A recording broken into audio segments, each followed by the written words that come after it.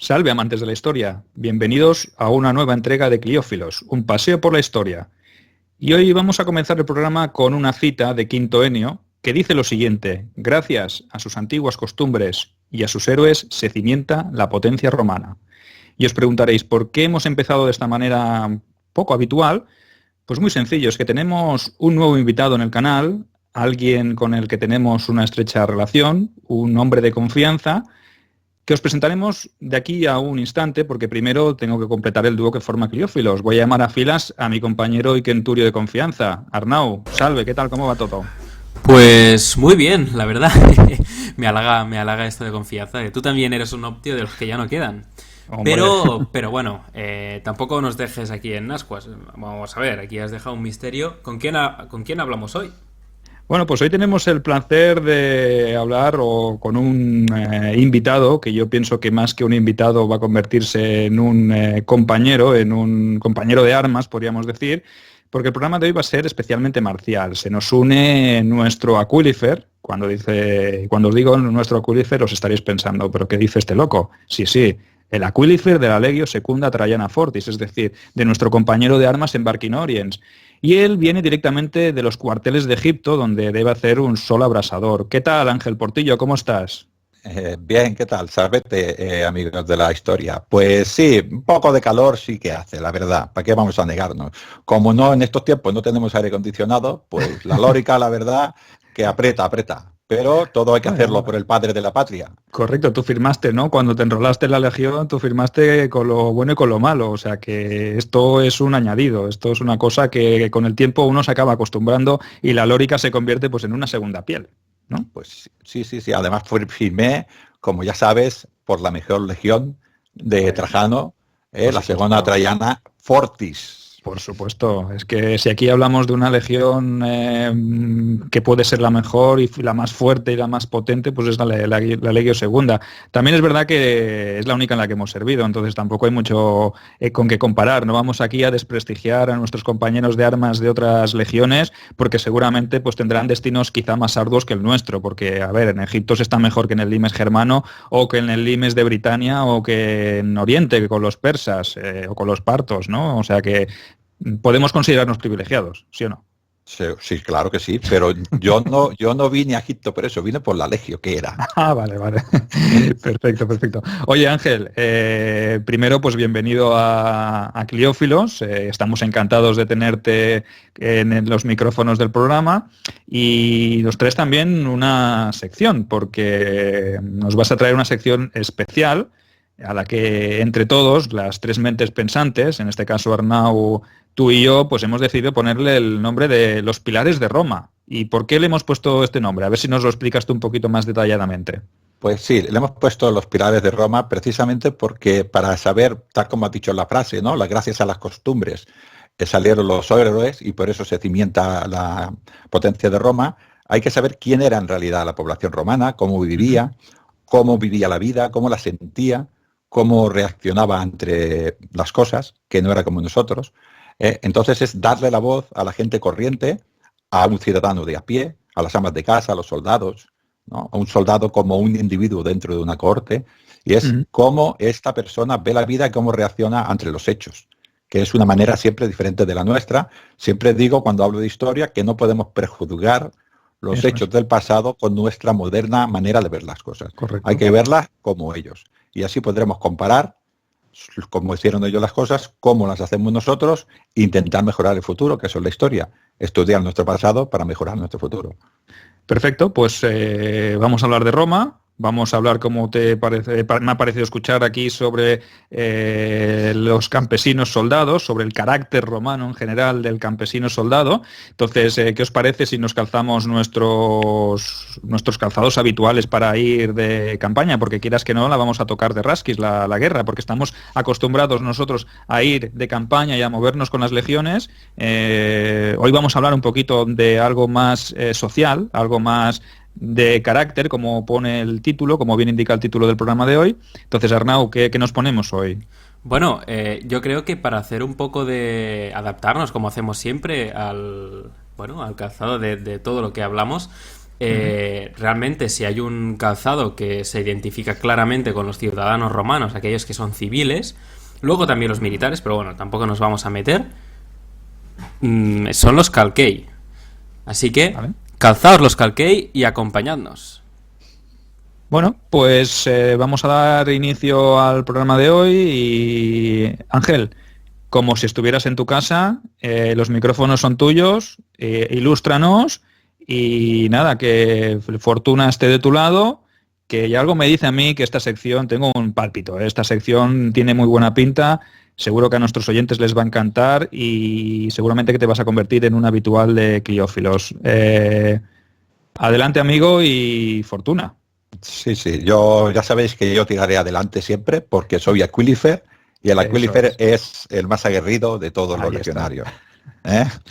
Bueno, como decís, pretendo hablar en este primer programa del carácter romano de campesinos de la República. Estamos hablando del siglo IV, siglo III, siglo V, antes de Cristo.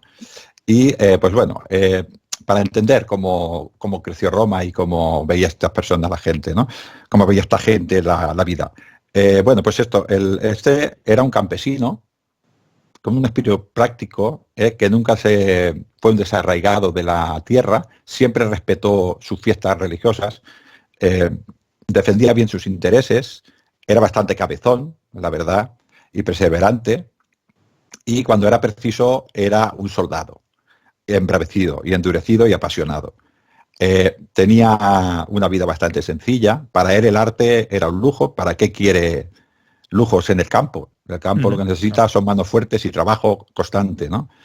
Y probablemente por influencia griega, por influencia etrusca, entendía que el deber cívico y el deber militar eran uno y un mismo deber, ¿vale? Eso es, comparado con el hoplita griego que hablamos en su día, ¿no? Aquello que hablábamos de que durante una época del año el ciudadano, en este caso el campesino o artesano, lo que fuera, estamos hablando de campesinos, pero eran todos los ciudadanos de una polis, durante una época del año se dedicaban a sus obligaciones, a sus trabajos, y llegado el momento de hacer una campaña o de efectuar una guerra, dejaban su vida de civil, se enrolaban en el ejército, que era un ejército de ciudadanos, como hemos dicho, y cumplían con sus deberes, ¿no? Es más o menos este estilo, ¿no? Porque, claro, tiene la república, esta república temprana, hereda esa influencia de las ciudades etruscas del norte, como bien has dicho, y de las polis griegas, porque hay un contacto estrecho entre todas estas culturas, ¿no? Sí, sí, de la Magna Grecia, sí, sí, exactamente. Como has dicho, se dedicaban, también guerreaban, con lo cual, una cosa que es importante entender, por eso digo que siempre hay que ver las cosas con los ojos del pasado, es que para ellos la violencia era una parte de la vida y era una manera de relacionarse con los demás. Ellos no tenían ningún problema con arreglar con sus vecinos sus problemas con guerras, como hacían los galos, como hacían los íberos y como hacían los mismos griegos, ¿no? Creo que alguien dijo por ahí que la guerra era el estado natural del hombre. Pues esto lo sentían así y actuaban de esta manera siempre.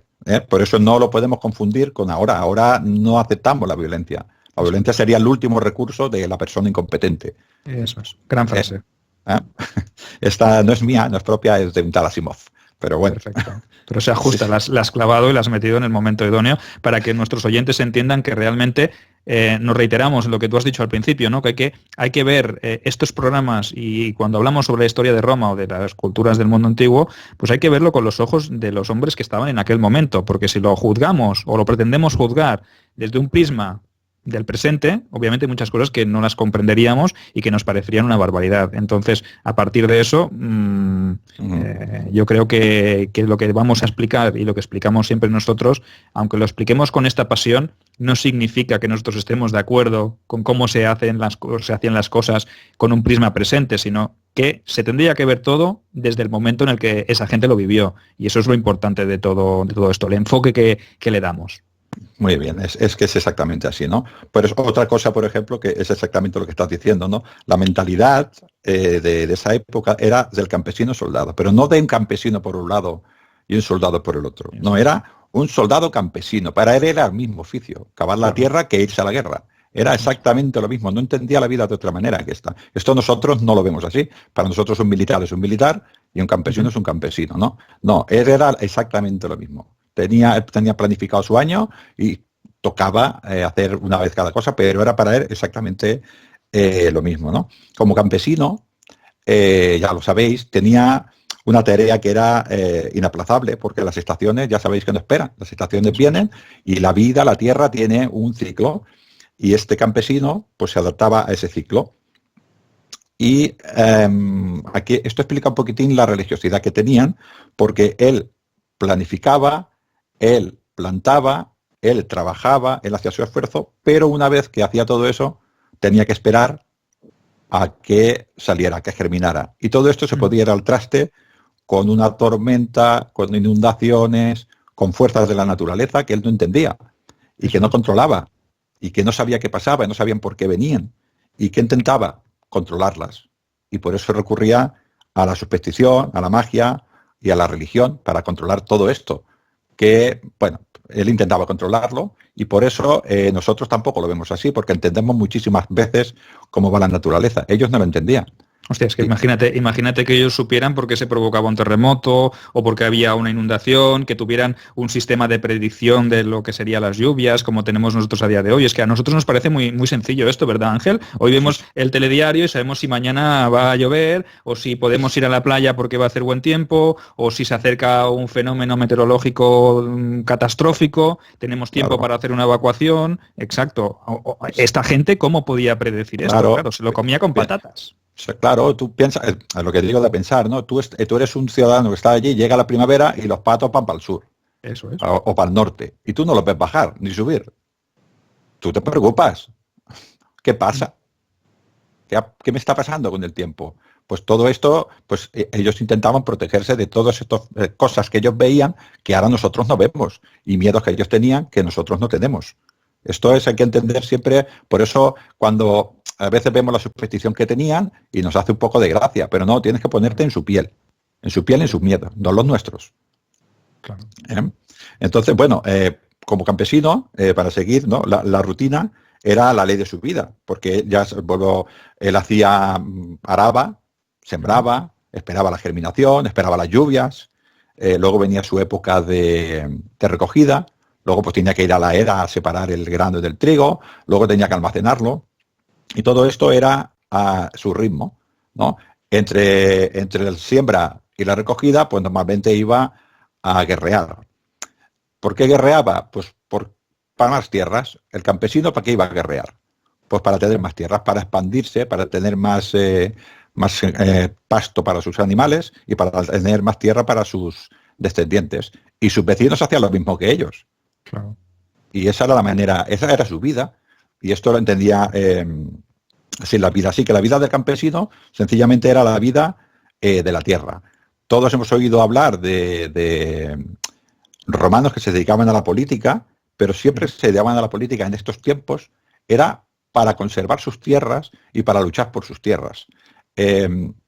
No eran muy, muy complejos en este sentido, porque la tierra era su vida, era su modo vivendi, no entendían nada más, ¿no? Y otra cosa que también tiene por esa época el campesino es que todo era práctico. Ellos iban al campo, hacían una cosa y se producían resultados. Haciendo una cosa y se producían resultados. No la hacían y no se producían.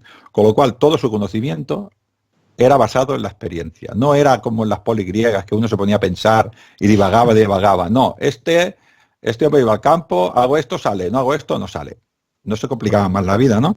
Con lo cual, su experiencia era la del campo, ¿no? Y esto, claro, cuando yo hago una cosa y sucede, hago otra cosa y sucede, hago otra cosa y sucede, cuando viene algo nuevo, ¿qué me dice? Todo lo nuevo es malo. Con lo cual, son muy conservadores. Le asusta el cambio, ¿no? A la gente le asusta todo lo que es diferente y todo lo que viene de fuera.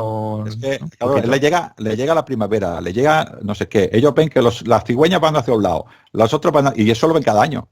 Claro. En el momento que alguien le dice, no, cambia, ¿cambiar qué? Que me juego mi supervivencia. Uh-huh. Hay que entenderlo de esta manera, ¿no? Con lo cual, pues esto, normalmente, pues bueno, como era así antes de explicar más, pues eran sencillos, eran frugales, intentaban prever las cosas, tenían mucha paciencia y eran muy esforzados y tenían mucha humildad ante todo lo que pasaba porque había muchísimas más cosas, había cosas muy poderosas, más poderosas que ellos y eso los hacía hacer humildes. que esto es exactamente lo mismo que un soldado, ¿no? Nosotros que somos soldados, ya sabemos que estamos en batalla, pensamos que va a ir bien, pero cualquier cosa nos puede salir mal. El signo de la batalla puede cambiar por cualquier cosa inesperada.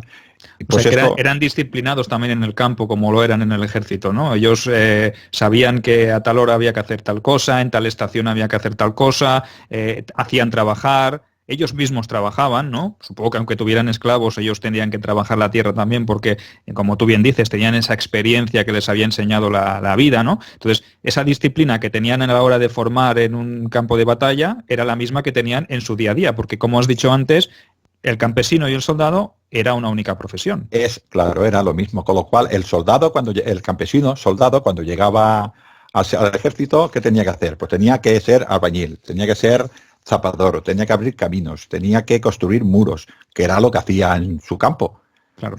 ¿Qué más tenía que hacer? Pues vivir en el campo como vivía el ejército. Ya vivía en el campo, era un campesino, no tenía problema, ¿no? Y lo que decíamos, tiene conciencia de que hay fuerzas que le pueden ir en contra. En este sentido, como eran bastante supersticiosos, ¿qué pasaba? Que cuando llegaba un general que los cogía, les hacía ganar batalla, decían, hombre, este general está señalado por fortuna, está señalado por los dioses. Entonces le seguían a todas partes y con este ánimo luchaban con él, ¿no? Hay que entender, vuelvo a repetir esto, que había muchísimas cosas que no entendían y todo aquello que le ayudaba, ellos lo acogían para poder seguir adelante, porque no lo entendían y tenían que explicarse las cosas. Ahora también lo hacemos. Hay muchísima gente que busca explicaciones de las cosas y a veces, desde el punto de vista actual, absurdas, ¿no? Pues antes pasaba exactamente lo mismo, Pues bueno, en este caso, lo que hemos dicho, si era un soldado, pues si asume una actitud violenta, como hemos dicho, será para seguir a este general y con el fin único de conseguir nuevas tierras cuando las guerras terminen, para labrar y para tener una casa donde vivir y tener un mejor futuro. Y siempre seguirá con lealtad a este general que hemos hablado antes. Lo verá siempre como una persona a la que seguir porque fortuna lo ha señalado, porque los dioses lo han señalado y con él siempre tendrán éxitos. Claro, pero ¿y si este general es un inepto o es un fracasado? También lo verá como una persona a la que no se debe seguir, ¿no? Porque quiero decir, es un tipo que no le reporta beneficios y que le puede conducir incluso a perder la vida, pues oye, este tipo no es digno de ser servido, ¿no? De ser seguido en este caso, ¿o qué, Ángel? Exactamente, sí, es exactamente así. Los generales exitosos tenían seguidores y los que no eran exitosos, ningún soldado va a la batalla con ánimo de perder. Claro. Ya lo sabemos nosotros, que tenemos que tener delante líderes que nos den confianza para ganar, ¿no? Después la batalla, fortuna provee, pero tú tienes que ir con esa confianza. Bueno, este soldado, como hemos dicho, era campesino, con lo cual que tenía pues una vida sencilla, ¿no? Hay una frase que no sé muy bien a quién atribuir, pero es preciso comer para vivir. Esta era la idea que tenía el romano, vuelvo a repetir, de principios de la República, y vivían austeramente y rehuían de los excesos y se contentaban con bastante poco. El mismo Catón, el gran Catón, para mí, dice que si quieres tener fama de honesto, mientras vivas, esquiva los placeres que estropean tu vida. O sea que la austeridad estaba bien vista, claro, y era la norma. El que tenía excesos en aquella época no estaba bien visto. Y ¿cómo sabemos que esta gente se basaba bastante en la agricultura? Por los nombres. A nosotros nos vemos a Cicerón, por ejemplo, que su nombre deriva del garbanzo. Tenemos a Fabius. Esto es curioso, que la gente no lo sabe y dice estos nombres con mucha normalidad, pero ahora nos vas a sorprender, nos vas a deleitar con lo que significa cada uno, ¿no? O de dónde proceden, a ver. Unos cuantos, sí. Por ejemplo, Fabius es Saba. Míralo. Por ejemplo, Piso era guisante. Por ejemplo, Ovidio, pues tiene que ver con las ovejas. Bubulco con los bueyes. Y nosotros nos quedamos tan tranquilos. Agrícola, ya lo dice el nombre. Y claro, nosotros, derivado del campo, claro. Derivado del campo, ¿no? Agricultor. Y nosotros todos los nombres romanos, todos estos nombres de las grandes familias y etcétera, etcétera, pues esto todo procede de ese origen campesino, ¿no? De este origen agrario, ¿no? Es que sí, el Cicerón, pues el que hacía los garbanzos. el que sembraba habas, y nosotros, claro, lo vemos todo grandilocuente porque hemos visto la gran historia de Roma, pero en origen era esto. Bueno, yo pienso que Marco Tulio Cicerón no creo que estuviera con los garbanzos, sino que esto es un origen de su familia o de su nombre. De su nombre, claro. Sí.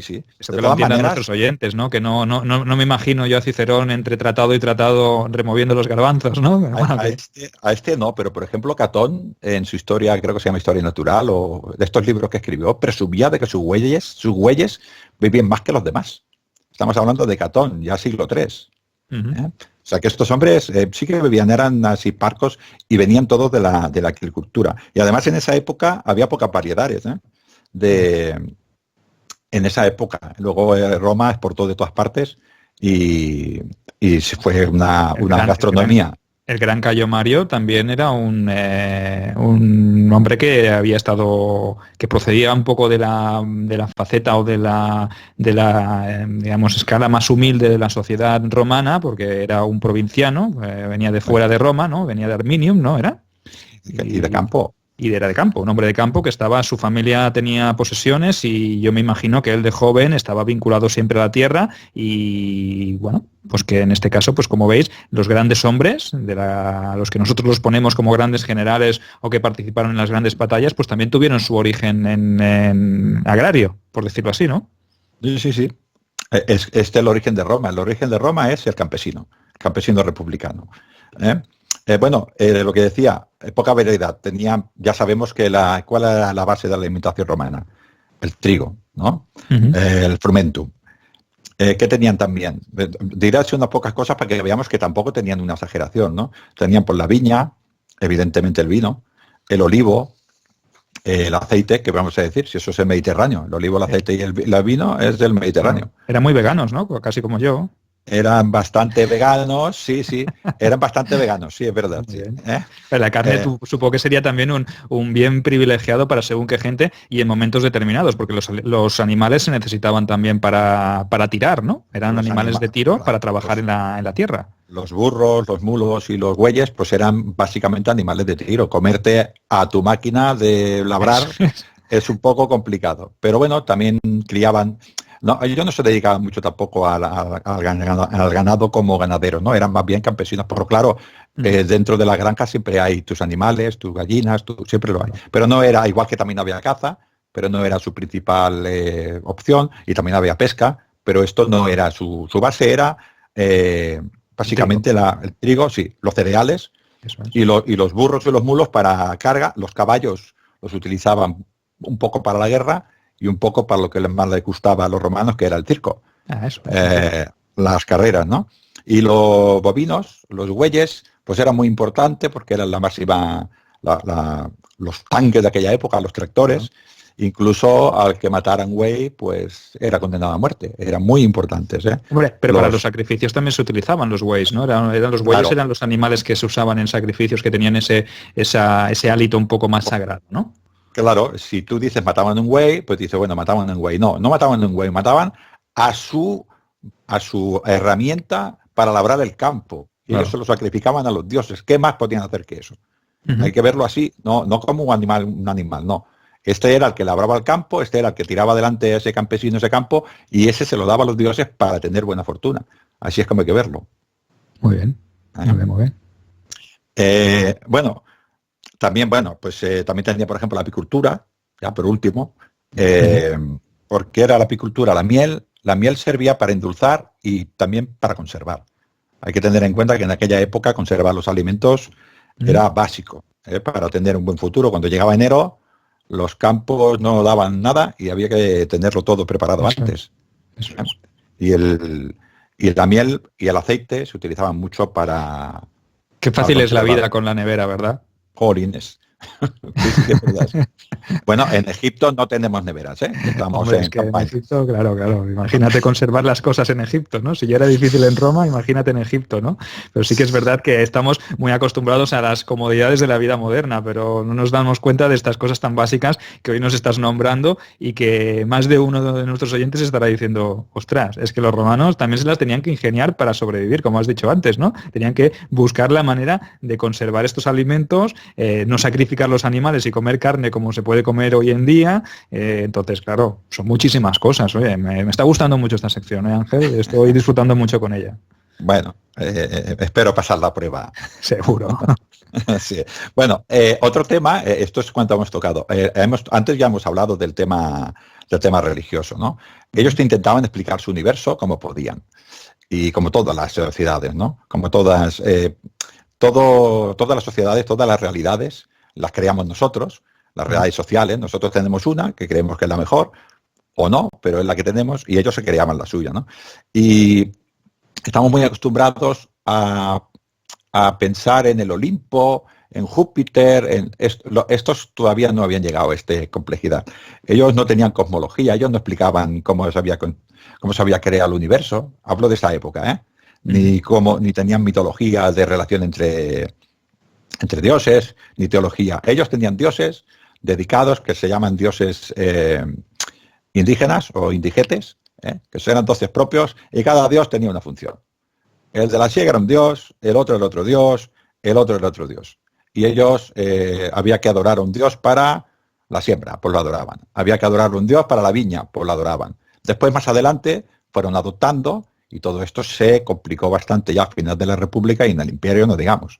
Ahí ya estos dioses primigenios, digamos, que estaban más asociados a la naturaleza, ¿no? A la madre naturaleza, y sí, con el paso del tiempo, cuando empiezan a contactar con etruscos, con griegos, entonces es cuando empiezan a asimilar estos dioses del panteón que todos conocemos, ¿no? Estos dioses del Olimpo, que se empiezan a introducir un poco en la vida cotidiana de los romanos, pero quizá no de las clases más altas, ¿no? Podríamos decir que las clases más altas son las que los acaban asimilando, pero los que están asociados al campo quizá no lo ven tan cercano a ellos, dices, son más tradicionales. Son muchísimo más tradicionales. Sí, ellos tenían dioses prácticamente para cualquier labor, y todos estos dioses, la triada capitolina, todo esto a la gente del campo le quedaba grande. Ellos tenían sus dioses a su zona y se dedicaban a orarlos, ¿no? Por ejemplo, un ejemplo de dioses que tenían un montón, vuelvo a repetir, de dioses. Vamos a imaginar un nacimiento y nació un niño, y ellos intentaban explicarlo todo, ¿no? Y cuando nació un niño, adoraban a Bitumbo, a Bagitano, a Cuba, a Cunina, a Pilumno, y cada uno de estos dioses, uno era el que le daba el aliento a su hijo, el otro era el que le daba el primer llanto, el otro el que acunaba al bebé, y el otro era el que lo vigilaba las puertas y las ventanas para que no entrara nada malo dentro del niño. Llegaban a esta complejidad. Pues esto, ponlo en el campo. Habían dividido todas las labores del campo en 12 tareas. Y a cada una de esas tareas les dedicaban un dios. Más adelante, como has dicho, vino la adoración a Ceres para los romanos. Correcto. Y le metieron allí todos. Todo en uno, ¿no? Todo en un solo dios para todo eso, pero yo imagino que la gente de campo incluso seguiría adorando de la manera que fuese, con símbolos, con estatuillas, con sacrificios, con ofrendas, lo que fuera, a estos dioses antiguos, porque supongo que una cosa pasaría de padres a hijos, ¿no? Es como una tradición, ¿no? Sí, es todo una tradición, hay que pensar que no había nada en la vida de un romano que no se hiciera intervenir a los dioses. Porque ellos intentaban explicar, vuelvo a repetir, su realidad social. Y tenían dioses para todos, con lo cual tenían que nombrar continuamente a los dioses. O sea, y luego otra cosa quizás que diferencia a nosotros es que la casa de un romano, el hogar donde vivía, era para ellos una iglesia. Porque ellos adoraban en su casa. Tenían sus templos, a los que iban, pero en su casa tenían el lararium. Tenían su sitio de adoración particular. Y entonces lo que para los creyentes de hoy es una iglesia, para ellos era su misma casa, y allí había culto a sus dioses, a su lar, al dios de su hogar, a sus penates, así simplificándolos de la despensa, ¿no? A sus genios, a sus manes, a sus antepasados, todo eso lo tenían en su casa. Con lo cual su casa ya era un centro de adoración. A diferencia de nosotros, también otra cosa que tenían ellos es que para nosotros, para la gente de hoy en día, los dioses son unas cosas que están en el cielo, en el Olimpo o lejos, ¿no? Ellos no, ellos lo tenían en su casa, vivían con ellos, se quedaban con ellos, sentían su aliento por las noches, estaba allí con ellos. Esto es una cosa que igual cuesta un poco de entender, pero estaban allí, por eso los invocaban continuamente. Tito Livio decía de Roma que no hay espacio en esta ciudad que no esté impregnado de religión y que no esté ocupado por alguna divinidad. Los dioses la habitan. O sea, la religión y los dioses estaban en el día a día, ¿no? En el día a día y en todas partes, ¿no? Y de todas maneras su relación con ellos era un poco diferente, porque los romanos hacían intercambio y negociaban a través de dádivas y sacrificios. Normalmente en las casas las dádivas eran incruentas, no se solía sacrificar vidas o animales dentro de las viviendas, ¿no? Eran incruentas, eran más bien pues trigo, otro tipo, era incienso, mirra, este tipo de vino, mataites, estas cosas. Muchos tienden a pensar que los romanos se pasaban el día sacrificando animales, ¿no? Y esto es un poco muy lejos de la realidad, como os hemos comentado antes, porque los animales eran un bien preciado, y entonces tú lo que hacías es hacer una ofrenda a tu Dios, pues en forma de otro tipo de enser, en este caso, pues como puede ser todo lo que tú has enumerado, ¿no, Ángel? Sí, sí. Sí, ellos hacían esos intercambios con los dioses para que los dioses les ayudaran. Ellos les decían, yo te doy incienso, que es lo más bueno que tengo, y tú en cambio me ayudas. Yo te doy el mejor aceite del mundo y tú me ayudas. Yo te doy vino, genio mío, yo te doy vino y tú custodiarás mi vida. Tú serás mi ángel de la guarda, me protegerás.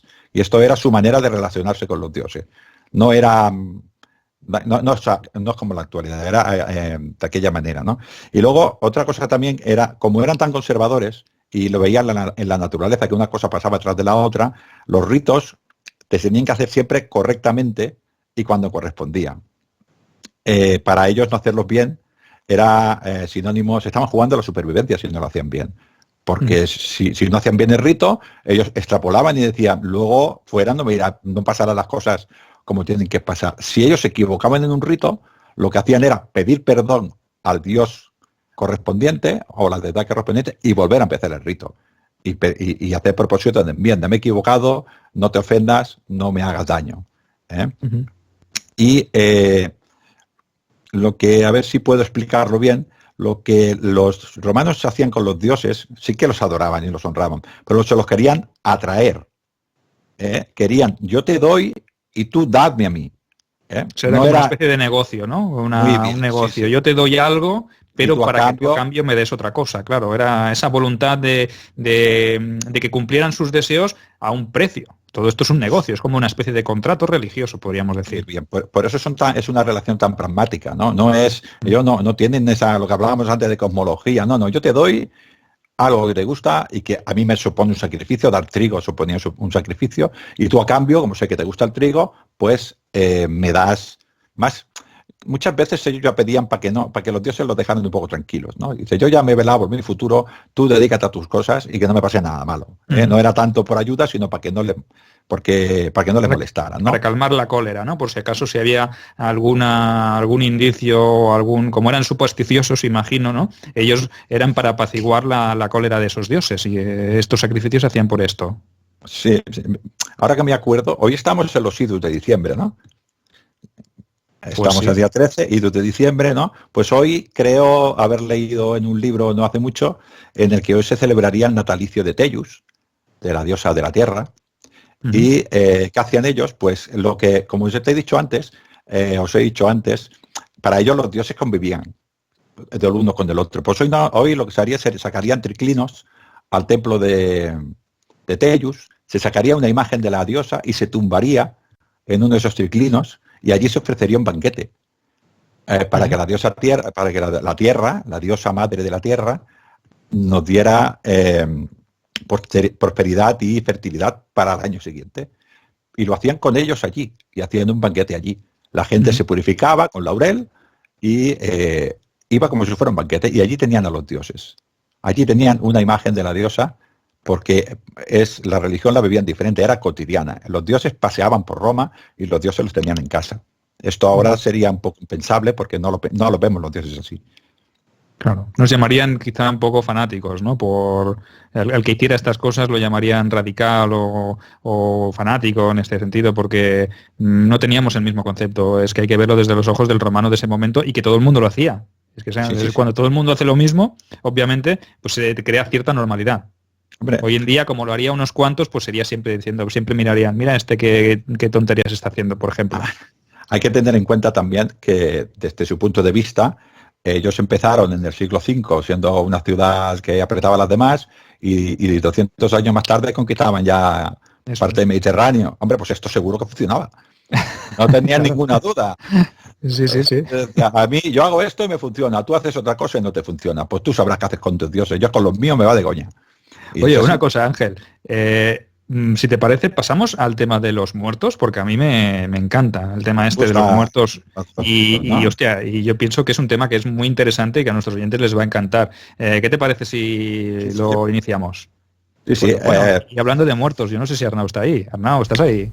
¿Estás muerto? No, estoy escuchando muy atentamente. La única cosa es que la verdad es que estoy embobado porque la verdad es que está siendo muy interesante. Es que Ángel nos está sorprendiendo. Yo creo que Ángel al final se va a quedar con el programa, ¿eh? Va a hablar él, nos va... Bueno, a ver, depende de que nos cuente, quizás, ¿no? A ver ahora con el miedo a los muertos si nos morimos o algo. Alguien mata a alguien, ¿no? El susto. Sí. Bueno, ¿qué pasa con los muertos? Pues en esa sociedad pues les costaba un poco entender la muerte, ¿no? Porque se explicaban muchas cosas, pero la muerte les costaba, ¿no? Y les tenían bastante miedo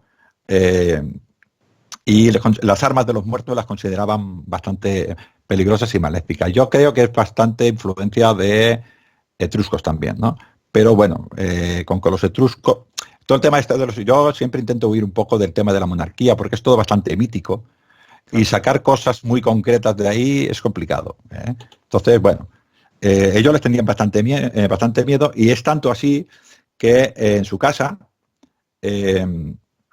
tenían a los manes, que eran unos dioses, los dioses de sus antepasados.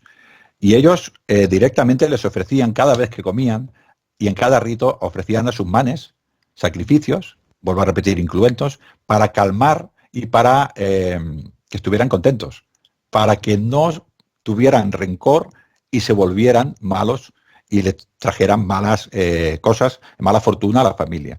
Tenían muy presente siempre a los muertos, siempre, y los honraban bastante y les llamaban manes, cuando eran buenos, ¿eh?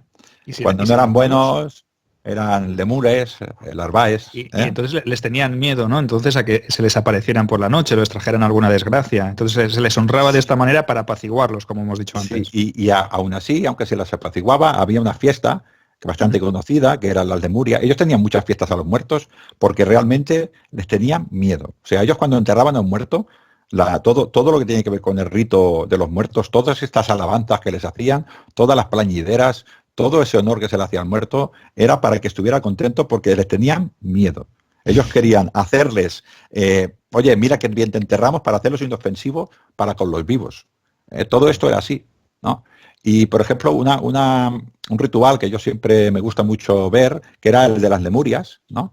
Que se celebraba los días impares entre el 9 y el 13 de mayo.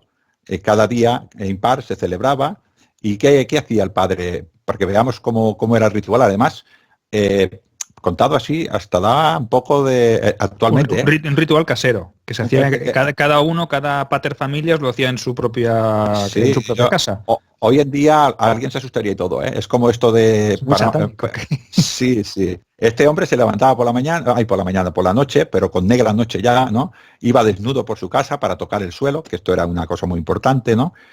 Y repetía 9 veces, esto imaginarlo, él solo, en su casa, por el pasillo, todos los demás durmiendo o asustados en su habitación. Sí, más bien asustados. Sí, decía algo así como aec ego mito is redimo mesque meosque fabis. O sea, lanzo estas aves y con estas habas y con ellas me salvo a mí y a los míos. Cada vez que repetía esta frase, lo hacía 9 veces, tiraba hacia atrás habas negras. Las habas eran un símbolo de fertilidad. Como en el campo, las habas de ahí salía una espiga y ellos lo veían y decía, símbolo de fertilidad. Y se consideraba un sustituto de las almas que venían los lemures a despojar de sus hijos y de su familia. Entonces él lo sustituía con las habas negras. Hostia, y sí, Y después iba y decía, cogía un objeto de bronce y lo hacía sonar, hacía cling, ¿no? Y mientras hacía, repetía también 9 veces y decía, manes exite paterni, manis exite paterni, que quería decir, salid espíritus de mis antepasados. Pues pensar, esto es como una película de miedo, ¿no? Pensar Sí, parece el exorcista, ¿no? Parece que sí que estuviera haciendo un exorcismo, ¿no? Este hombre en ese momento se daba la vuelta y miraba hacia atrás en la profunda oscuridad y tenía la esperanza de que las almas vivientes que le habían seguido hubieran abandonado el hogar, se hubieran ido, porque si no, lo poseían en aquel momento. Este hombre tenía este miedo, pero... Espero que nuestros oyentes duerman esta noche, después de lo que has explicado. Pero hay que entender lo que he dicho antes. Los dioses les eran cotidianos, o sea, él no creía ni lo pensaba, él sabía que esos estaban allí. Él tenía la certeza que igual que Sular estaba allí, igual que los penates estaban allí, los lemures también estaban allí y que eran peligrosos. Y él hacía este rito por la noche, él solo, para que su familia no estuviera en peligro y él se exponía al peligro. Hay que verlo como así. O sea que los muertos, para ellos, formaban parte de la vida, ¿no? La muerte formaba parte de la vida, así por decirlo. Y los tenían que combatir, sobre todo, adorándolos, diciéndole, oye, que os recordamos, manes. Y celebraban a los manes, por ejemplo, el día de su cumpleaños, del nacimiento, les daban dádivas, les honraban, para evitar que les dieran un mal futuro. ¿Vale? Les tenían bastante, ¿no? Esto, igual que tenían miedo a la muerte, pues también eran, ¿qué te voy a decir? Pues muy supersticiosos, ¿no? Ya sabemos la fama de supersticiosos, ¿no? ¿Qué pasaba? Supongo que todos lo habéis oído, ¿no? Jamás salía un romano de casa, miraba al cielo y miraba a los pájaros. Decía, hombre, hay pájaros de mal agüero, vuelvo a casa y no trabajo. Ya sería buena excusa, ¿eh? Hombre, hoy en día imagínate todos los que no irían a trabajar si vieran al salir un pájaro. Llamo a mi director y he dicho que he visto un pájaro que va de sur a norte y hoy no salgo de casa. Pues en aquella época igual mandaban un esclavo y le decían, yo no vengo, que he visto, ¿no? Y todos los demás se lo tenían que creer, ¿no? Bueno, si creían como él, su realidad social era esta, pues todos creían esto, ¿no? Había palabras, por ejemplo, que no se atrevían a pronunciar en su vida, ¿no? Por ejemplo, la palabra muerte, que nosotros lo decimos de una manera cotidiana, ellos no decían tal persona se ha muerto, ellos decían tal persona estaba viva. Y ya está. Estaba viva, no está muerta, estaba viva, con lo cual, o había muchas palabras que les daban realmente pánico. Por ejemplo, los incendios. Los incendios en Roma eran bastante cotidianos y costaban bastantes muertes, ¿no? Y entonces para ellos esto era una preocupación. Ellos, por ejemplo, cuando escuchaban la palabra muerte, la palabra incendio... No la digas mucho, que no la digas mucho.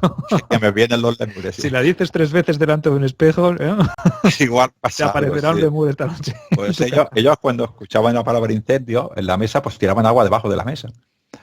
Cuando se les caía, por ejemplo, comida al suelo, esta era para los espíritus, no la podían recoger. ¿Cómo iban a recogerla para los espíritus, no?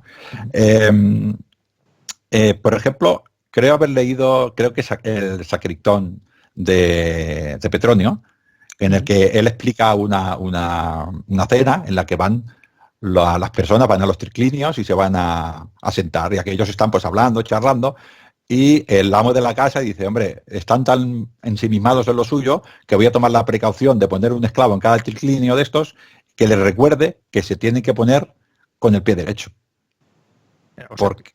Incorporarse al triclinio con el pie derecho. Con el pie derecho, igual que entrar en la casa con el pie derecho o salir.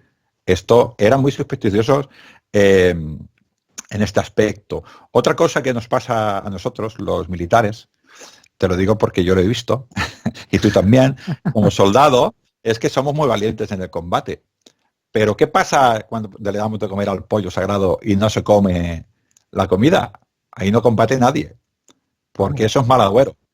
Es un mal agüero, hostia. Si no comes, es un mal agüero. Ya decía yo que había soldados que a veces los veías con unas caras que no veas, ¿eh? Sí, pero de todos modos, sí, estoy vivo. Hombre, he vuelto del más allá. No han hecho los sacrificios, no han hecho los sacrificios. Aún así hay excepciones, porque no recuerdo ahora mismo en qué batalla, supongo que diría que de la Primera Guerra Púnica, se hicieron sacrificios antes de una batalla naval. Se les dio de comer a los pollos sagrados, por decirlo de alguna manera. Y el general, al ver que no comían, los echó por la borda y dijo, pues que beban. Y bueno, al final más o menos ganaron la batalla, pero sí, supongo que debían quedar un poco indispuestos. Hubo varios casos, también hubo uno en que dijeron que no comían y mataron a todos los sacerdotes, a todos los augures y dijeron, mira, es que nos estaban engañando. Y tiraron para adelante, o sea, pero bueno. Intereses, ¿no? Aquí también radican intereses que iban más allá de los dioses. O el que vulneraba esto lo hacía sabiendo que se jugaba ahí un poco el pellejo, porque estaba codeándose con los dioses. Entonces era un poco arriesgado. Tú ponte delante de César y le dices que el pollo no come, ¿no? Y César te mira y dice que no come quién, y la batalla va para adelante. Claro, igual tienes miedo a los pollos, pero a César igual también le tenían miedo. También. Con lo cual, ¿no? Ellos intentaban luchar con todas estas cosas, con superstición. Yo doy un ejemplo para que un poco, a ver si somos capaces de un poco entenderlo, ¿no? El campesino está en el campo, ¿no? Y ve el sol, y de golpe ve que la luna pasa por delante del sol y lo tapa. Y él dice, hostia, si se va el sol, no calienta el trigo, no germina, y yo me muero. Esto es una amenaza para mí. ¿Y cómo reaccionaría él de esta manera práctica? Pues él cogería una imagen idealizada de la luna, nosotros ahora le llamaríamos icono, y de esa manera captaría la esencia de esa amenaza y se la colgaría al cuello, con lo cual la llevaría con él. Como la lleva con él, le protege. Esta era su manera de ver la relación. Ahora para nosotros nos parece un poco absurdo, pero todavía hay gente que lleva patas de conejo. No, claro, correcto. Pero tú imagínate que eres un campesino en el siglo V y ves un eclipse. Entonces, ¿tú qué sabes si eso va a durar una hora, va a durar un día o es eterno? ¿O es una maldición de los dioses y es para toda la vida? Es que nosotros todo lo hacemos desde el enfoque actual que nosotros conocemos este fenómeno, pero el campesino romano del siglo V antes de Cristo, ¿qué diantres tenía que saber si eso era una cosa de los dioses? Que yo me lo hubiese imaginado como una maldición o un castigo divino, porque si te tapan el sol, que es lo que da la vida, ¿no? Claro. Sí. Esta es su reacción. Es siempre... como le pasaba lo que decías tú, no sabe lo que va a pasar, pues ¿qué intentaban ellos siempre? Pues intentar averiguar el porvenir. Ellos creían mucho en intentar averiguar el porvenir y por eso lo que hemos hablado antes de los pollos, los augures, ¿no? Ellos intentaban de alguna manera que alguien les dijera, como ellos planificaban todo, y había cosas de la naturaleza que se lo impedían, ellos decían, voy a ver, pero esta vez, ¿qué va a pasar de verdad? Porque si yo sé que va a venir algo como lo impide, pues obraré en consecuencia y lo evitaré. Y ellos intentaban conseguir esto, ¿no? Y los más famosos son siempre los augures, ¿no? Los vuelos de los pájaros, los pollos y otro tipo de adivinación, ¿no? También tenemos la otra faceta de intentar adivinar el futuro, precisamente para intentar mejorarlo, que es los audíspides, que estos eran los que miraban las entrañas de los animales. Estos sí que parece ser que son de origen etrusco, está bastante claro, y esto lo que hacían era leer el futuro en las entrañas de los animales. Esto, has dicho que se llamaban arúspices. Arúspices, sí. Y es de origen etrusco este ritual, para que nuestros oyentes lo comprendan un poquito, ¿no? Es una herencia de... Entonces quiere decir que en ese contacto entre romanos y etruscos, pues ellos se creyeron quizá que era una buena manera de predecir lo que estaba por venir, ¿no? De ese futuro que a tantos preocupaba. Claro, es que nosotros, lo que dice, tenemos neveras, ¿no? Y podemos guardar alimentos. Ellos, si la cosecha no era buena, en diciembre, en enero y en febrero pasaban hambre y moría gente. Correcto. Y para ellos era muy importante saber lo que podía pasar y si hacer una empresa, no hacer una empresa, si irme de viaje, no irme de viaje. Para nosotros irnos de viaje es muy fácil, pero para ellos eran meses y podía pasar cualquier cosa por el camino. Y ellos necesitaban saber si iban a tener un buen agüero para bajar a tal sitio y si les decían que no iban. Porque es que para ellos un fallo pues era prácticamente jugarse la vida. Otra cosa también que también habréis oído, a mí sale, esto era mucho de, no solo la cultura romana, pero de muchas culturas, ¿no? En la Biblia, por ejemplo, creo que era un tal José, pues adivinaba los sueños de los faraones, ¿no? Claro. Pues aquí los romanos también creían mucho en las visiones orínicas, diferenciaban lo que eran los ensueños, que son un poco las ansias que yo tengo reflejadas en sueños, de las visiones oríricas, que esto sí que eran unas visiones, ¿no? Y las tenían muy claras y las entendían. Hay un tal Artemidoro, que yo he leído su obra de interpretación de los sueños, que él dice, nadie, de hecho, se atreverá a afirmar que tales presagios no se realizan inmediatamente después de la visión. Es más, algunos de ellos tienen lugar al tiempo de la percepción, por así decirlo, mientras aún dura el fenómeno onírico. Así que los sueños, tú tenías un sueño que te inquietaba, o sea, sabes esto que y para ti esto era una visión, y te ibas a un interpretador de sueños y actuabas en consecuencia. Y esto te condicionaba. Hoy en día nosotros, Ángel, también hay días que te levantas, a mí me ha pasado, que te levantas con mal cuerpo por un sueño que has tenido y estás durante toda la mañana, por lo menos las primeras horas, que le estás dando vueltas y te queda como una mala sensación en el claro, cuerpo, ¿no? Como diciendo, ostras, esto que he soñado y si tiene que ver, todos somos más conscientes hoy en día del tema de la interpretación de los sueños, pero en ese momento, para un campesino romano, ¿qué podía significar? ¿Dónde tenía que ir? ¿A quién tenía que acudir, ¿no? A estos interpretadores de sueños. Hay que tener en cuenta que, ahora viene un poco el profesor, ¿no? A nivel cognitivo, la realidad no la creamos nosotros. Entonces, el hecho de estar animado para una cosa nos da un éxito y si no estamos animados, nos las vemos de otra manera, ¿eh? Claro. Y nos condiciona nuestro comportamiento. Con lo cual, si nosotros creemos que en un sueño nos da una mala experiencia, iremos bastante mal a ese concepto, ¿no? Cuando tú te levantas mal del sueño, el día ya no te va bien, ya vas atravesado. Y esto es así porque la realidad nos condiciona. Pues a ellos también les condicionaba. Su realidad, su sueño les condicionaba. Incluso esto es como el hipocondriaco, ¿no? Me duele y le duele.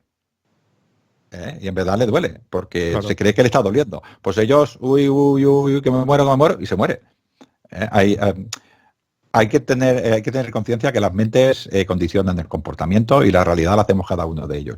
Y esa gente que tenía menos explicaciones de la naturaleza que nosotros eran muy condicionables. Bueno, esto así un pequeño resumen, porque si no... Podríamos estarnos horas aquí hablando sobre el tema de los sueños y de todo el tema de estos rituales. Pero hablemos ahora un poquito de las actitudes sociales, si te parece, ya dejando un poco atrás el mundo más, digamos, más divino y más del más allá. ¿Y te parece si hablamos un poco más de cómo eran socialmente estos hombres o este carácter romano de este momento? ¿Cómo se relacionaban? Nosotros ahora nos relacionamos de una manera y ellos se relacionaban de otra manera, ¿no? Eso. Y tenían principios que igual nos resultan extraños, otros no tanto, pero algunos sí, ¿no? Ellos, pues bueno, como ahora... o creo, yo al menos sí que lo creo así, el matrimonio es bueno y la monogamia es la norma, ¿no? En Roma... bueno, hasta hace 100 años era la única cosa que se podía hacer en este país. Ahora, por suerte, pues todo cambia un poco y cada uno puede optar lo que quiera, ¿no? Pero bueno, en aquel momento la monogamia era la norma de Roma. Un poco especial la monogamia, ¿eh? Ahora seguiremos adelante y lo veremos, ¿no? La fidelidad en el matrimonio evidentemente era importante. Las mujeres tenían que ser fieles, tenían que ser solícitas, tenían que ser seductoras con los maridos. Y los maridos tenían que ser castos. Pero esta castidad de los maridos era un poco extraña, ¿no? Los hombres sí que veían la fidelidad de una manera correcta, pero entendían que el sexo también era para el disfrute y no solo para la procreación. Con lo cual, a nivel de procreación sí que eran castos, pero luego disfrutaban, ¿no?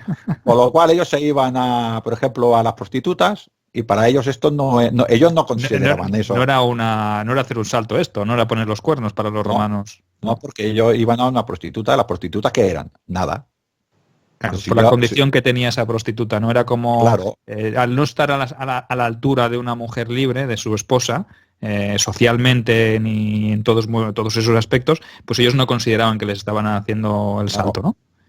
Muy bien. Ellos, el hijo... Cuando yo, a ver si entendemos un poquitín esto de, cuando yo cogía un hijo, cuando el padre familia reconocía a un hijo, este hijo adquiría la clase social del padre. Pero si el hijo no lo adoptaba, adquiría la clase social de la madre. Si la madre era una prostituta, pues el hijo era un hijo de una prostituta. ¿Dónde está el problema? Entonces, si tú eras un marido romano muy fiel a tu esposa, pero te ibas de juerga por ahí y tenías relaciones con una prostituta y tenías un vástago, lo más lógico es que no lo cogieras, porque realmente Es que no. no te favorecía en nada y no te interesaba, porque aparte, si tú reconocías a ese hijo como tuyo, también estabas reconociendo que se había cometido esa infidelidad, ¿o qué? ¿O la mujer romana también tenía que asumir No, esa parte del marido? ¿O qué? es más básico todavía. Hay que ponerse en aquella época. No era tu hijo. Tu hijo solo era el hijo que tú reconocías. El hecho de que naciera el hijo de tu mujer no era tu hijo. Tu hijo era el que tú reconoces. Yo reconozco que este es mi hijo y para mí. Si tu mujer tiene un hijo y tú no lo reconoces, no era tu hijo. Nadie iba a decir que era tu hijo. Ni ¿Y tan qué siquiera pasaba tú. con ese hijo entonces? Pues ya sabes, abandonado en la calle. Vale. Eso es donde quería llegar. Abandonado en la calle. Hay que tener esto en cuenta. Y luego, el irse con una no estaba considerado adulterio. Nosotros vemos adulterio ahí, pero esto no existía. No era, el adulterio era en clase social. Yo estoy casado con una mujer y si me voy con otra de la misma clase, estoy ofendiendo a mi señora. Claro. Esto sí. Pero con una prostituta, ¿qué es? Una esclava. Una esclava, claro. Estoy plenamente convencido, cuesta un poco de entenderlo, pero es así, que la mujer lo veía igual, porque era su realidad social. Claro, y la mujer podía hacer lo mismo entonces. La mujer no, la mujer no, ahí Ya sí que está. no, la hemos dado. Era Exactamente. otro tipo de sociedad, sí. Claro. Pero claro, cuando te educan en una sociedad, tú las cosas las ves normal en esa sociedad. Claro, o Es sea, lo que la hemos mujer dicho lo antes. asimilaba, la mujer entendía y sabía que su marido pues se podía ir fuera del matrimonio y bueno, podríamos decir que si mantenía relaciones con una mujer de condición social más baja, pues la mujer lo asumía como una cosa normal, porque estaba educada, había sido educada en Claro, ese es tipo, que ¿no? la mujer ecuestre, por decir algo, ¿no? Una mujer de un cierto rango social, veía a las inferiores como nada. Claro. Como nada, es que no eran nada. Entonces no le podía decir al marido, oye, ¿qué es que te has ido? Y él diría, pues si no es nada, ¿qué me estás contando? Ah, y al marido le convenía estar con una mujer de clase social alta. No iba Hombre, a casarse y a mantener o hacer esposa suya a una prostituta ni a una mujer que era inferior a con la que estaba, que esa le reportaría pues sus beneficios o sus intereses a nivel económico, comercial, social, etcétera, etcétera. sí, además estaba bastante mal visto que una persona tuviera como una prostituta, una concubina, primero porque no era nada y después porque la mujer era sucia. Al ser pública se consideraba una mujer sucia y tener unas relaciones, yo te rescato de la prostitución y ahora te hago una señora. Esto estaba muy mal visto porque la clase era muy importante, la sangre, la tradición era muy importante. Entonces, romper esta tradición era realmente difícil, ¿eh? Bueno, esto en cuanto a la vida de matrimonio, ¿no? Luego, pues bueno, como ahora, ¿no? Mentir y engañar y robar, pues lo que decíamos, ¿no? En principio es malo, pero siempre hay la pega, ¿eh? Como antes de la castidad. Es malo robar, es malo no ser honrado con los tuyos, ¿vale? Si tú negocias con uno de clase inferior y le engañas, pues eso no está mal visto. Porque ¿qué vas a hacer? Pues engañar al inferior, porque como es inferior, ¿por qué es inferior? Porque su familia es peor que la tuya y lo han castigado los dioses. Entonces tú eres superior y se lo merece. Entonces yo puedo, a mis amigos, a mis iguales, los puedo tratar bien. Sin embargo, con los inferiores a mí, que por algo serán inferiores, pues puedo hacer con ellos prácticamente lo que quiera. Con lo cual, esto del bien y el mal, pues depende un poco cómo lo veamos, ¿no? Ahora estaría mal visto hacer eso, aunque se hace. Correcto. Está mal visto, aunque se hace, ¿no? Y luego, también en esta época había que ser un poco equilibrado con las cosas, ¿no? Ser codicioso, querer tener cosas no es malo, como ahora. Sin embargo, el exceso de codicia, el ser avaricioso, eso sí que era malo. Era exagerado. O sea, tú tienes que querer cosas para ti, pero tampoco te pases mucho, ¿no? La confianza en ti mismo, por ejemplo, sí que es positiva también, pero la arrogancia, el ser un fanfarrón, el ponerte más éxito de lo que te merece, pues tampoco. O sea, tú tenías que ir diciendo, oye, mira qué chulo soy, pero tampoco, ¿no? Lo que hacen los pescadores. ¿Cuánto pesa eso? 500 kilos. Que no hay tiburones de 500 kilos, ¿no? Pues bueno, había que ser un poco medido, ¿no? Y no había que ser fanfarrón. Siempre es el control, el autocontrol, ¿no? Sí. Tú podías tener un fuerte sentimiento de autoestima, eso es correcto, pero no tampoco te pases por un lado y por el otro. Y luego, en todas estas sociedades, hasta ahora ahora somos un poco más sensibles, por suerte creo, pero en aquella época tenías que tener un sentimiento de autocontrol muy fuerte. Entonces, cuando alguien te ofendía o te decía cualquier cosa, tú tenías que hacer lo que ahora se diría cara de póker. Tú pones cara de póker y dices, a mí no me afecta nada lo que me dices. Yo estoy aquí tranquilo. Entonces se hostiaban más a menudo, que es decir, ¿no? Una cosa era vulnerar el honor y el prestigio de cada uno, pues oye, tú tenías que defenderlo. Muy bien, pero en ese momento no. Tú en ese momento actúas con templanza. Le miras como diciendo, lo que tú me dices no me afecta, chavalote. Yo tranquilo, ¿no? Catón el viejo, otra vez volvemos a Catón, dice, antes de la venganza, disimula tu herida.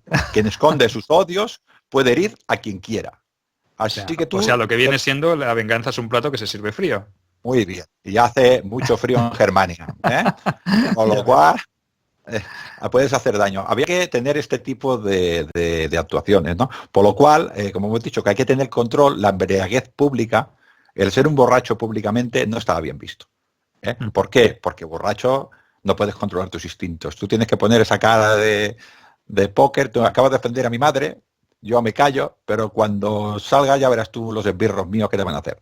Y tú, tranquilo, le das no, toma una copa, que no pasa nada, que no me has ofendido. Bueno, pues uno menos. A la coloca máxima y que se lo lleve el río, ¿no? Y el siguiente, bueno, era la... Bueno, aquello sería que ni la mafia, ¿no? Aquello era... Hombre, ya...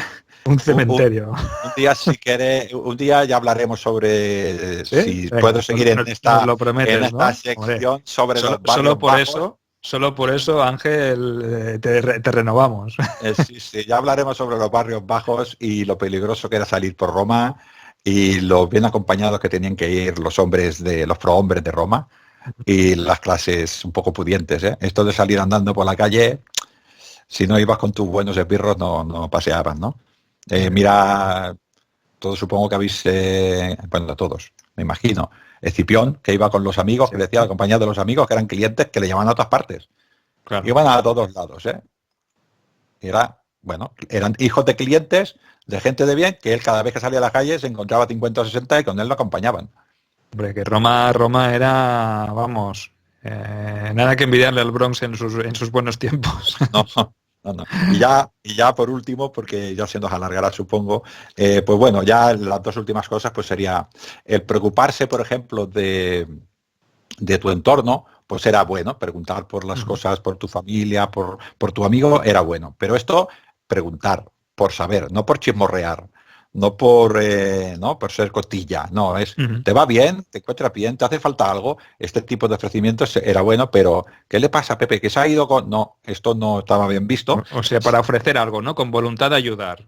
Muy bien, a los tuyos, a los cercanos, a los próximos, no al prójimo, no, al próximo.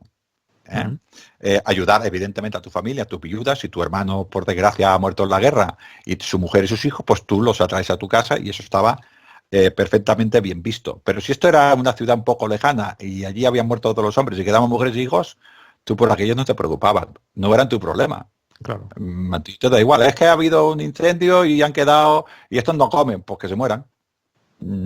A ti, que por tanto te afectaba, ¿no? Era un sentimiento de altruismo, pero con los más allegados, ¿no? Con todo tu círculo más cercano, o sea que era un poco individualista, en cierto modo. Claro, lo que te afecta a ti, tu próxima, como ya sabes, somos tribales, ¿no? Y eso. Entonces nos hace muchísimo más daño lo próximo. Lo lejano, es verdad que ahora vivimos en una sociedad un poco, creo que mejor, y nos afecta bastante, pero a ellos no les ha afectado demasiado. Ha habido tampoco tenían noticias, ¿no? Realmente, a lo mejor llegaban noticias 6 meses después de que se había incendiado Antioquía, por ejemplo, por decir algo, pero sí. A ellos tampoco les afectaba, porque ellos vivían en su universo, que era pues su círculo de confianza, su gente más allegada y poca cosa más, porque a veces no se enteraban ni de lo que pasaba en la misma ciudad en la que vivían. Sí, sí, así que tal como lo dices. Ya sabes que como soldados que somos, muchas veces nos enteramos de que había una rebelión en algún sitio y ya ha acabado la rebelión. Sí, dice, sí. Cuando llegan los refuerzos y ya se ha acabado hace esto. Sí, las comunicaciones no eran como ahora, ¿no? Sí. Bueno, creo que hemos hecho un resumen, podemos seguir hablando, pero...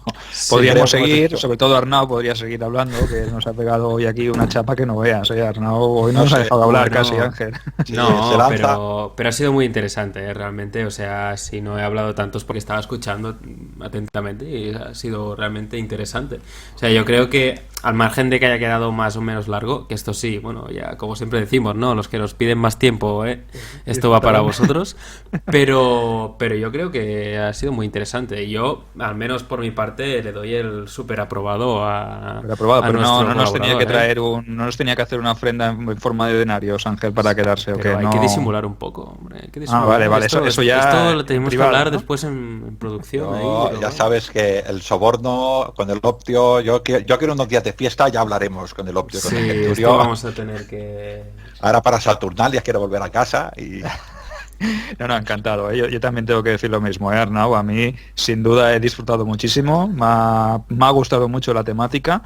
Yo espero que a los oyentes les haya encantado también, porque hemos tocado esos aspectos de la cultura romana que no conocíamos tanto, que no tratamos tanto, porque siempre os explicamos las grandes batallas, las legiones, los emperadores, los personajes importantes de la historia de Roma, pero hoy vemos que Roma era muchísimo más y se forjó pues como se forjó. Por eso la sección de Ángel, que ya le damos aquí el beneplácito, que a Arnau se lo ha dado, yo también se lo doy, los pilares de Roma, pues va a ser eso, hablar sobre todo esto más, parece más mundano, pero es lo más esencial y lo que más deberíamos saber, ¿no? Y deberíamos conocer. Entonces yo también, Ángel, como Aquilifer y sin ser, sin confianza de cargo, ni ser compañero de legión, ni mucho menos, tengo que decirte que he disfrutado muchísimo con la sección, con el programa de hoy, con este programa piloto de tu sección, y nada, que yo encantadísimo, y ya cuando quieras pues nos reunimos y hablamos del contrato y de lo demás, lo que tenga que venir. Muy bien, muy bien. Pues nada, yo creo que ya podemos ir terminándolo. Así que nada, como siempre os comentamos, dad vuestra opinión al respecto de esta nueva sección. Y nada más, como siempre, suscribíos y dad vuestras ideas, vuestros comentarios. Y nada más, nos vemos y también nos escuchamos en la próxima entrega de Cliófilos, un paseo por la historia.